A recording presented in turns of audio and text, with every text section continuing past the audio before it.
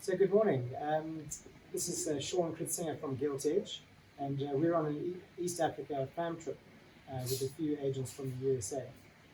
I'm here with Judy Perl from Judy Perl Travel, and Judy, yeah, it's lovely to have got to know you really well during these last 5 or 6 days. Thank you so much for joining us at this tricky time in our lives, and thanks for joining us in East Africa. It's really been a pleasure having you. Please really comment on some of the highlights of this trip, and then maybe just mention some of the COVID protocols and how you felt comfortable traveling during this time of COVID. Thank you. Well, thank you, Sean, first of all, for hosting us and for providing this incredible opportunity that I'm not sure that I would have had a chance to come if it weren't for the pandemic. It is, for me, extremely important that we show our support to Africa and to the countries in Africa who rely so heavily on tourism to sustain their economies. So I have to tell you that I feel a lot safer and saner in Africa than I do in my home of New York City. The wide expanses of the country and the ability to spend most of our time outdoors really lends itself to a feeling of security in the country. And I don't think that if it weren't for the pandemic and the halt of traveling worldwide, would we have ever had the opportunity to skip the 6 months or the 12 months of waiting on a wait list for a gorilla permit, or to stay in such a beautiful setting as this at Angamamara. Some of the highlights of my trip, well, the obvious highlight was the gorilla trekking. And it's a once-in-a-lifetime bucket trip, and I think that it will stay with me forever.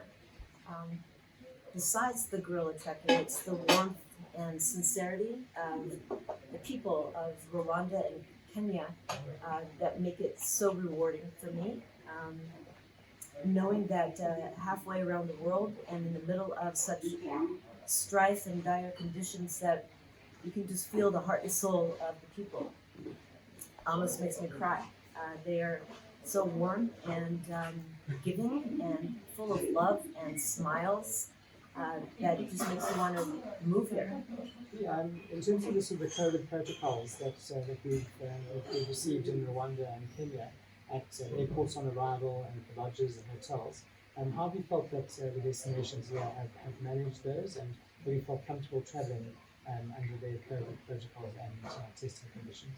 I think that the COVID protocols in both Rwanda and Kenya have been extremely impressive, and it pales upon comparison when you compare it to the United States. But it is a complicated, dynamic process. Every day the rules and regulations change, and so I think it's very important, and it highlights the importance of using travel advisors and reliable DMCs and tour operators to help navigate through a lot of these complicated procedures.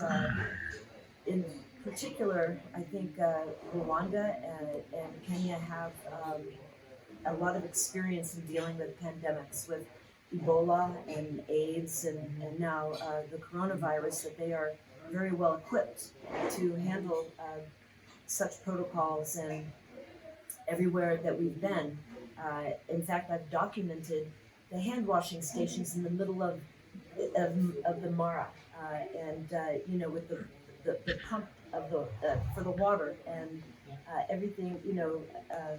I think that I feel safer here than I do in the United States. The turnaround time for testing, 24 hours. The bedside manner with which they implement the testing is fantastic. Also, at the very last minute, as an example, KLM has just announced overnight that there's a new requirement of a 4-hour negative test result is required before you're allowed to board the plane to go to Amsterdam. And on a dime, Gilt Edge has helped us to secure the testing that's needed 4 hours before our departure on a Monday night at 11:59 p.m., which is something that I would be hard pressed to try to figure out myself if I were traveling independently. So I think that everybody has come through brilliantly and is providing and setting an example for how people are able to travel safely and responsibly. And I'm very proud to be able to lead the way and to show people that it can be safe and that they can follow my example. And I can't wait for my next trip to Africa, hopefully this summer. Fantastic, Judy. Thanks so much for joining us, and we look forward to seeing you again soon. Thank you so much.